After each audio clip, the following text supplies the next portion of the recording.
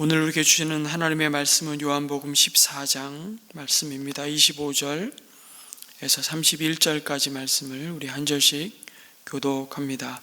요한복음 14장 25절에서 마지막 31절까지 말씀을 교독하겠습니다. 내가 너희와 함께 있는 동안에 나는 이 말을 너희에게 말하였다.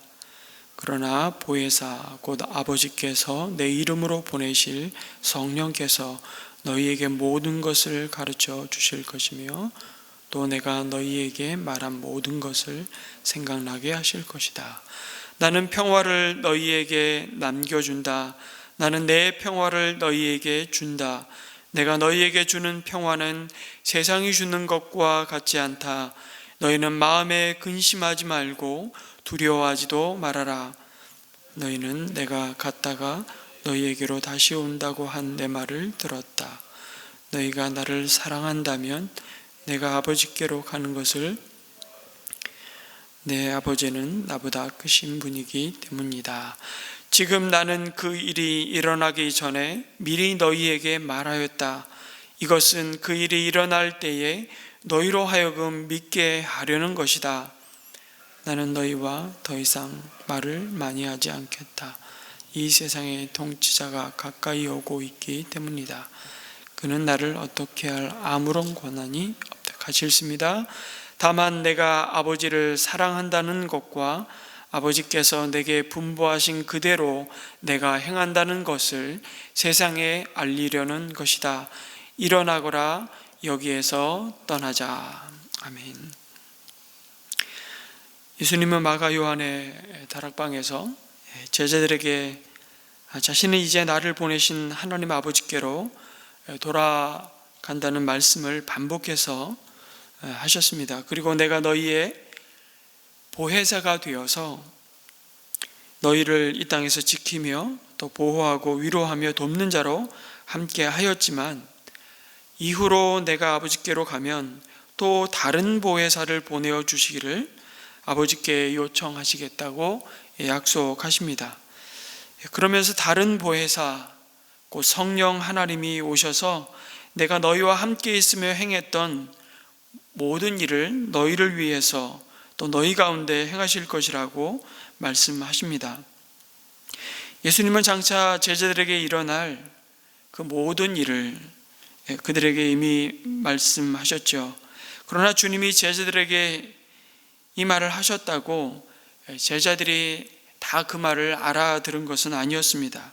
아니, 오히려 제자들은 도대체 예수님이 지금 무슨 말씀을 하고 계신지 사실은 더 이해할 수 없고 혼란스럽고 앞으로 우리에게 어떤 일이 일어날지 어떻게 될 것인가에 대한 근심과 지금 두려움에 휩싸였습니다.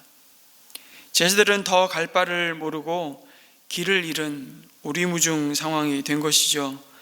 예루살렘 성을 입성하며 이제 고지가 눈앞에 보인다고 생각했는데 갑자기 이 산이 아닌가 봐, 그렇게 말할 수밖에 없는 처지가 된 것입니다. 그래서 오늘 읽은 말씀에서 다른 보혜사이신 성령님이 오셔서 어떤 일을 하실 것인지를 알려주시는 겁니다. 당혹스러운 이런 제자들의 마음을 잘 아시는 예수님은 아버지께서 내 이름으로 보내실 성령 하나님께서 너희에게 모든 것을 가르쳐 주시고 내가 너희에게 말한 모든 것을 생각나게 하실 것이라고 약속하십니다. 이것이 성령 하나님의 첫 번째 사역이십니다. 이제 눈에 보이는 그 예수님이 아버지께로 가시는 대신에 보이지 않는 성령님이 진리의 영이시고 거룩한 영이시며 예수의 영이라고 불리우시는 성령님이 오심으로 제자들은 보이지 않는 성령님을 통해서 사실은 이제는 보이지 않는 예수님을 더 잘 볼 수 있게 될 것입니다. 이제 들리지 않는 예수님의 말씀을 더 잘 깨달을 수 있고 더 잘 기억할 수 있는 사람들이 될 것을 주님은 기대하셨습니다. 그도 그럴 것이 오늘 말씀해 보니까 성령님을 이렇게 표현하셨습니다. 예수님의 이름으로 하나님이 보내시는 보혜사라 이렇게 말씀하시죠. 이 말씀은 오시는 성령 하나님은 예수님이 오셔서 행하신 모든 일을 동일하게 이어가시고 또한 예수님이 가르치신 모든 말씀을 똑같이 가르치시며 생각나게 하실 하나님이시라는 의미이죠. 성자 예수님은 처음부터 끝까지 성부 하나님께 들으신 것을 말씀하셨습니다. 그리고 성부 하나님께서 앞서 인도하시고 알려주신 대로 그때에 맞는 순종을 지금까지 해오셨습니다. 그렇듯이 이제 성령 하나님이 예수님의 이름으로 오셔서 이제는 너희에게 예수님이 이미 가르쳐 주시고 행하셨던 일을 그대로 이어가실 분이라는 의미를 담고 있습니다. 성령님은 진리의 영으로서 진리이신 예수님의 말씀을 더욱 선명하게 이해하고 또 기억나게 하실 그 일을 위해서 이 땅에 우리에게 보내주셨습니다. 우리와 함께 하시는 성령님은 그래서 새로운 가르침을 주시는 분이 아니십니다. 뭔가 예수님의 가르침과는 다른 신비한 것을 보여주시고 행하시는 분이 아니십니다. 예수님께서는 왜 이 땅에 오셨고 예수님의 십자가의 대속을 통해서 죄와 사망 아래에 있는 자들을 생명으로 옮기시는 구원의 일을 오늘도 우리 안에서 행하시는 그 예수님의 구원의 역사를 증거하시는 분이 바로 성령님이십니다. 그래서 우리는 성령 하나님을 생각할 때 아주 특이하고 기이한 은혜를 구하지 말고 사실은 날마다 묵상하는 이 말씀 속에서 주님을 기억하고 그 주님을 바라보고 주님을 기뻐하기를 주님은 간절히 소원하십니다. 그래서 성령 충만은 사실 예수로 충만한 삶입니다. 성령 충만은 예수님을 더욱 의지하고 바라보게 하는 것이죠. 내 안에 거룩한 성령 하나님으로 충만한 것은 예수님을 더욱 알아가고 닮아가고 사랑하게 만듭니다. 예수님이 하나님 아버지께로 돌아가신 이후에 우리에게 성령님이 오셔서 제자들은 눈에 보이는 것들을 가지고 이제 눈에 보이지 않는 영원한 가치를 사실은 만들어 가기 시작한 것입니다. 눈에 보이는 대표적인 것이 뭡니까? 돈과 시간과 우리의 목숨을 가지고 눈에 보이지 않지만 분명히 살아계시는 하나님과 주님의 나라를 구하고 찾는 사람들이 비로소 된 것이죠. 하나님께서 또 다른 보혜사이신 성령님을 보내셔서 행하시는 두 번째 사역은 주님의 평화를 우리에게 주시는 것입니다. 매일 주님의 말씀을 붙들고 이 믿음의 경주를 달려가는 성도의 마음과 삶에 영원히 빗바래지 않는 그 평화를 선물로 주시는 것입니다. 여러분, 이 평강은 예수님이 십자가로 이루신 평화입니다. 바로 예수님께서 십자가로 이루신 구원의 열매입니다. 죄로 말미암아 깨지고 단절된 하나님과의 관계를 회복해 하시고 하나님이 주시는, 아니 하나님만이 주실 수 있는 영원한 생명을 소유한 주님의 백성들이 세상의 그 어떤 시험과 요동치는 성난 파도와 같이 밀려드는 고난과 핍박 속에서도 흔들리지 않는 그 평화와 평안을 누리게 하시겠다고 약속하십니다. 그리고 그 평안을 잃지 않도록 언제나 우리와 함께 하셔서 우리를 도우시고 위로하시며 힘주시는 분이 바로 성령 하나님이십니다. 그런데 주님이 주시는 이 평화는 이 세상의 평화와 같지 않다고 말씀하시죠. 아니, 오히려 정반대입니다. 세상은 힘과 칼로 그 평화를 유지하죠. 그렇게 강자가 약자를, 부자가 가난한 자를, 다수가 소수를 억압하고 침묵하게 만들므로 유지시키는 위장된 평화일 뿐입니다. 그게 바로 로마의 평화였습니다. 채찍과 당근을 바꿔가며 평화를 가장한 길들이기를 하는 것이죠. 조정을 할 뿐이었습니다. 그렇게 세상은 우리에게 겁을 줄 때가 얼마나 많은지 모릅니다. 아무것도 아닌 일을 괜히 부풀리고 또 확대해서 말함으로 대단히 문제가 있고 무슨 큰일이나 난 것처럼 겁을 주지요. 이렇게 하는 이유가 무엇일까요? 사실은 그 상대를 조종하고자 하는 것입니다. 겁을 줌으로 자기 뜻대로 그 사람을 움직이고자 하는 것이죠. 여러분, 이런 일은 이단만 하는 것이 아닙니다. 우리 일상의 관계에서 사실은 자주 일어나는 일입니다. 나도 모르게 다른 사람을 우리도 얼마든지 조종할 수 있습니다. 그렇게 함으로 상대로 하여금 내 말을 듣게 해서 내 뜻과 내 욕구를 이루고자 하는 것이죠. 주님은 절대 그러지 않으셨습니다. 주님은 지금 겁을 주는 발언을 하지 않으십니다. 대신에 두려워 떠는 제자들로 하여금 앞으로 일어날 일에 대해서 상세히 설명해 주시고 그들을 안심시키시고 평안을 주십니다. 그리고 죽음을 이기시고 부활하셔서 두려움 가운데 있는 제자들을 찾아오시면서 승천하시기 40일 동안 제자를 만나시며 항상 첫 인사는 이것이었습니다. 평안하뇨, 평안하뇨. 십자를 통해서 그들에게 주시고자 하시는 궁극적인 구원의 선물, 그 선물이 담고 있는 성도의 삶에 주시는 놀라운 약속, 평안하뇨. 그래서 29절에 보면 또한 주님이 이 모든 일을 말씀해 주신 이유가 주님이 말씀하신 일들이 실제로 일어날 때 제자들로 하여금 믿게 하기 위함이라고 말씀하십니다. 주님은 철저히 제자들 입장에서 생각하고 계십니다. 자신이 우선이 아닌 연약한 제자들이 우선입니다. 어떻게 해서든 연약한 제자들의 믿음을 세우고자 고민하시고 배려하시는 주님의 모습이 29절에 담겨 있는 것이죠. 오늘 이 주님의 모습은 그리스도인이라고 하는 저와 여러분이 사실은 닮아가야 할 모습이기도 합니다. 오늘 이 시대의 기독교가 손가락질을 받으며 사실은 조롱받는 것은 우리가 참 바른 복음을 믿기 때문이 아니라 오히려 자기중심적이고 이기적인 모습 때문이 아닐까. 한 목사님이 새벽기도를 나오기 위해서 운전을 하며 가고 있는데 차 한 대가 너무 급하게 너무 과속으로 자신을 앞질러서 공영주차장으로 이렇게 들어가는 것입니다. 아주 당황할 정도로 운전을 무례하게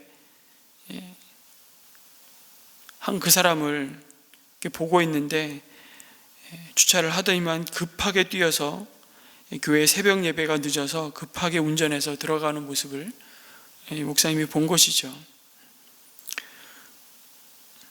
어떤 교회는 주일에 주차장이 협소해서 교회 주변에 차를 불법으로 주차하는데 집 주차장을 막고 있어서 전화를 하면 지금 예배를 드리니까 뺄 수 없다고 문자만 보내고 전화를 해도 안 받는다는 얘기를 한번 들은 적이 있습니다. 주님이 과연 그런 예배를 받으실까? 참 교인들의 성도의 삶의 모습에서 때로는 무례한 행동들이 너무 많이 나오니까 무례한 기독교라는 책까지 나오게 되고 세상이 바라보는 교회에 대한 신뢰는 점점 떨어지는 그 모습을, 그런 시대를 우리는 살아가고 있습니다. 이제 복음을 참 전하는 것이 너무나도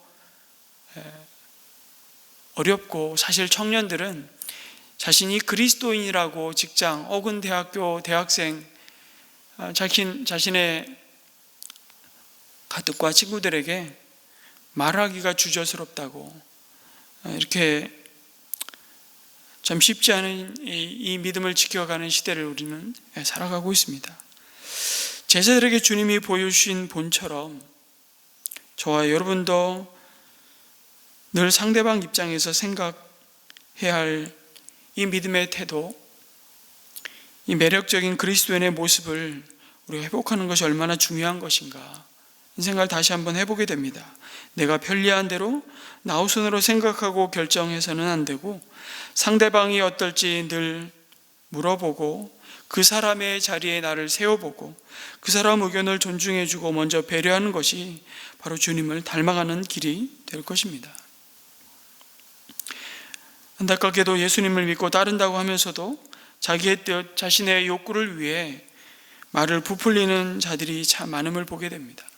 아무것도 아닌 일을 부풀려 큰 문제가 있는 것처럼 말함으로 상대를 당황하게 하고 자신의 뜻대로 따라오도록 조종하는 것이죠. 주님을 따라가는 자라면 절대 하지 말아야 하는 일들일 것입니다. 지금 저와 여러분이 살아가는 이 세상은 늘 두려움과 불안함으로 가득 차 있습니다. 가만히 숨만 쉬고 있어도 부담이 되는 세상을 우리가 살아가고 있습니다. 그렇게 좀 부족하다고 싶어도 괜찮다고 말해주고 잘하고 있다고 격려해주고 용기를 주는 것이 주님의 마음을 닮아가는 것일 것입니다.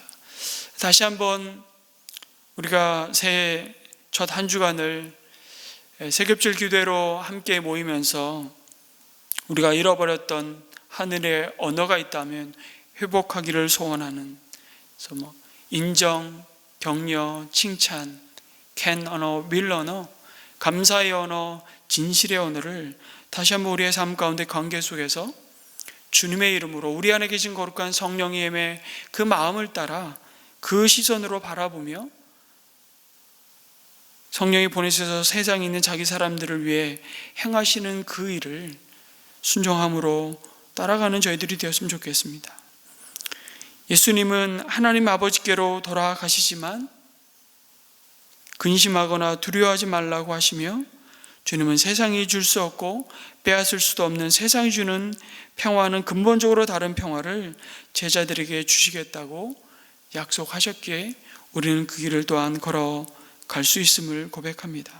세상의 평화는 세상을 오히려 깨뜨리지만 예수님의 평화는 세상을 치료하시기 때문입니다. 모든 세상을 화목하게 하는 평화라고 말씀하십니다. 성령 하나님은 그의 백성이 오늘 하루도 근심과 두려움으로부터 벗어나 주님의 평화를 누리고 동시에 세상의 십자가로 이루신 진정한 평화를 증거하는 증인으로 살도록 도우십니다. 그래서 오늘 마지막으로 성령 하나님, 보혜사이신 성령 하나님이 행하시는 그 일이 무엇입니까? 예수님의 증인, 우리로 하여금 십자가의 증인, 평화의 증인으로 세상으로 파송하셔서 우리에게 사명을 주시는 분이라고 말씀하십니다. 세상의 통치자들은 여전히 만왕의 왕이신 예수님을 거부하고 배척하고 더 나아가 대적합니다. 동시에 예수님께 속한 주의 백성들을 조롱하고 무시하고 핍박하죠. 그러나 그들도 사랑하시며 하나님께 돌아오기를 소원하시는 주님의 마음을 아는 자, 이미 그 사랑을 입은 자들이 예수님이 하나님 아버지의 분부하신 그대로 행하신 것을 세상에 알리려고 자신을 내어주셨던 것처럼 그의 백성들도 일어나서 세상으로 나아가자고 말씀하십니다. 우리를 그리스도의 편지로, 그리스도의 향기로 부르셔서 그리스도의 대사로 세상에 보냄받은 자임을 기억하며 성령 하나님께서 오늘도 우리를 두신 그 자리에서 빛과 소금으로 거룩하게 구별된 삶을 통해 세상으로 하여금 세상이 알지 못하는 그 샬롬, 그 평안을 흘려보내는 자로 오늘 우리의 삶을 부르셨다고 말씀합니다. 그래서 세상은 폭력이 절대로 사랑을 이길 수 없다는 사실을 세상으로 알게 하시겠다고 말씀하시죠. 군림하는 것이 결코 섬김을 이길 수 없다고, 사망이 생명을 이길 수 없고 어둠이 빛을 이길 수 없는 그 하나님의 영광을 보게 하시기를 간절히 소망하십니다. 이 시간 오늘 주신 말씀을 가지고 이렇게 한번 기도했으면 좋겠습니다. 두려워 떨며 기도의 자리에서 졸던 제자들이었지만 성령 하나님의 오심으로 담대히 말씀을 전하고 주님을 증거했던 것처럼 우리도 날마다 성령이 충만할 때 우리 안에 있는 두려움이 떠나가고 근심과 염려가 우리를 흔들지 못하게 될 줄 믿기에 하나님, 오늘 하루도 성령 하나님으로 충만한 삶, 성령께서 오늘도 말씀으로 우리 마음 가운데 주시는 진리로 우리의 삶을 인도해 주시도록 기도했으면 좋겠고, 진리 영으로 내 안에 오신 성령님 간절히 구하오니 매일 아침 묵상하는 우리 성도 한 사람 한 사람이 더 깊이 하나님의 말씀의 깨달음 가운데로 이끌어 주시기를, 또 말씀을 펴서 묵상할 때마다 그 묵상의 기쁨을 알게 하시고 그것을 누리는 성도님들이 더 많아질 수 있도록 위해서 기도해 주시기를 부탁드립니다. 동시에 우리 나라와 민족을 위해서 오늘 수요일 날 우리 기도하는 날입니다. 참 혼란스러운 이 시대를 살아가며 우리 그리스도인들이 하나님의 진리를 따를 때 세상에 샬롬이 무너진, 그 평화가 무너진 곳에 하나님이 주시는 그 샬롬을 부어주시도록 위해서 이 나라와 이 민족을 위해서 함께 기도해 주시고, 우리 교회를 위해서도 우리 특별히 고난주간 특별 집회 가운데 하나님의 또 말씀하여 주시는 하나님의 은혜가 있기를 또 소망하고 기대하며, 우리 고난주간 특별 집회를 위해서도 세우신 주의 종들을 통해서 하나님이 선포하실 그 말씀을 또 우리 성도님들 한 분 한 분이 사모하며 기대하며 또 믿음으로 함께하는 집회가 될 수 있도록 위해서 같이 기도하시고 우리 개인의 기도를 이어가도록 하겠습니다. 기도합니다.